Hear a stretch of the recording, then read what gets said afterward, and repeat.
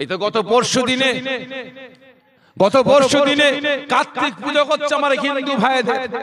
অবশ্যই তানারা পুজো করুক, আমাদের কোনো আপত্তি আছে? এজরে বলবেন যে যেমন ইচ্ছা ভাবে পুজো করুক, যত বড় করুক, আমাদের কোনো আপত্তি আছে? এজরে বলেন আমাদের কোনো আপত্তি নাই, কারণ আমরা মুসলমান, আমাদের বন্ধু বান্ধব আছে, হিন্দু ভাই বোনেরা আছে, আছে না নাই? এজরে বলেন আছে। আমরা হিন্দু ভাইদের বাড়িতে যাই, হিন্দু ভাইরা আমরা মুসলমান আমাদের বাড়িতে আসে, কি আসে না নাই?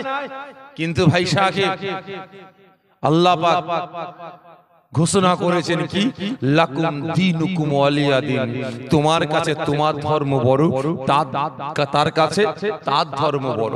খবরদার এ মুসলমান, অন্য কোন ধর্মকে গালি দিও না, ছোট করো না, ঠিক না বেটা? এই শিক্ষা কে দিয়েছে? কে দিয়েছেন? আমার আল্লাহ পাক। কিন্তু আজ পর্যন্ত আমরা মুসলমান কোন ধর্মের উপরে আঘাত দিয়েছে?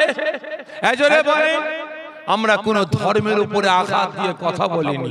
আজকে এত বড় জান্নাতের বাগান কায়েম করা হয়েছে, কোন ধর্মের মানুষদের দেব দেবীদের ছবি নিয়ে আমরা এখানে টাঙ্গিয়ে রেখেছি? এজরে বলে স্টেজের নিচে টাঙ্গিয়ে রেখেছি? রাখিনি। কিন্তু আজ কিছু কিছু হিন্দু ভাইদের মধ্যে আমি তো বলবো রে, হিন্দু ভাইদের কাজ নয়, কিছু আরএসএস মার্কা নেতা, কিছু বিজেপির নেতা, যারা আজ এ দেশে এ রাজ্যের হিন্দু মুসলমানের একতা, ঐক্য, ভ্রাতৃত্ব, ভালোবাসা নষ্ট করার চক্রান্ত করছে, তাদের টার্গেট, ঠিক না বেটা? এই তো গত কিছুদিন আগে হিন্দু ভাইদের একটা বড় পুজো হয়ে গেল, দুর্গা পুজো। আপনারা জানেন শ্যামপুরে ওই দুর্গা পুজো মণ্ডপে রাসূল পাক সাল্লাল্লাহু আলাইহি ওয়াসাল্লামের ব্যঙ্গ ছবি তৈরি করে টাঙানো হয়েছিল, ঠিক না বেটা? একে কেন্দ্র করে মুসলমান নিষেধ করতে গিয়েছিল বলে সেখানে মারামারি দাঙ্গা লেগে গেল। কেন? কে বলেছে তোমাদের যে রাসূল পাক সাল্লাল্লাহু আলাইহি ওয়াসাল্লামের ছবি বানাতে পাওয়ার তোমাদের কে দিয়েছে? আমরা তো কোনো দেব দেবীর ছবি নিয়ে এখানে টাঙাই না, তাহলে তোমরা সম্প্রীতি ফলাতে গিয়ে কেন আমার ধর্মটাকে ছোট করছো?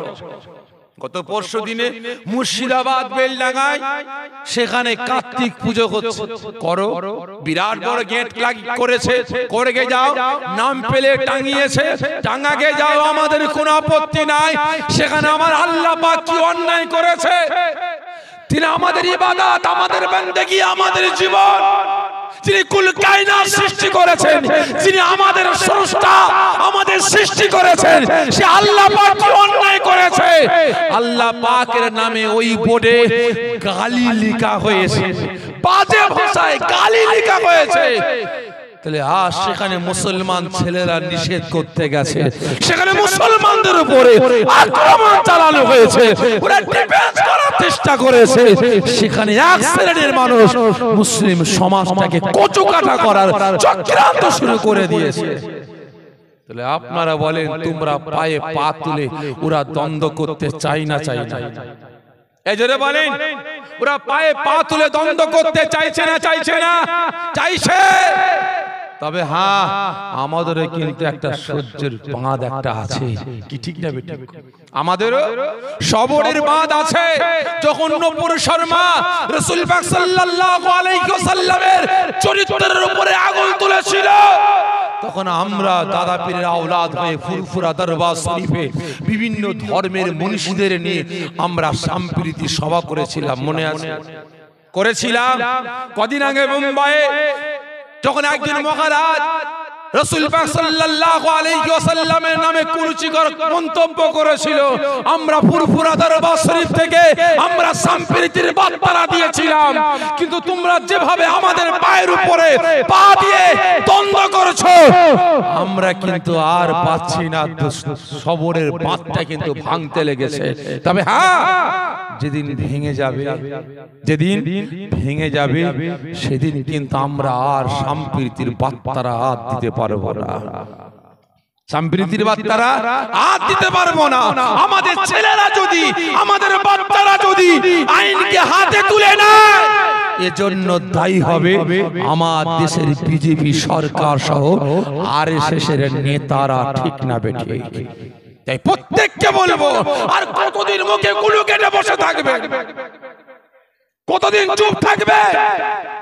তাই প্রত্যেকটা দলের মুসলমানের কাছে অনুরোধ করব, ভেদাভেদ ছাড়ুন। কে ফুরফুরা, কে তাবলীগ, কে জামাত ইসলাম, কে আহলে হাদিস, কে কাদিয়ানী, কে গাওমারি, কে মাঝভান্ডারি, কে পিলা ফকির, ছাড়ুন। ইসলামের জন্য আমরা আমাদের আওয়াজটা এক করি, ঠিক না বেটা? একই না বলেন?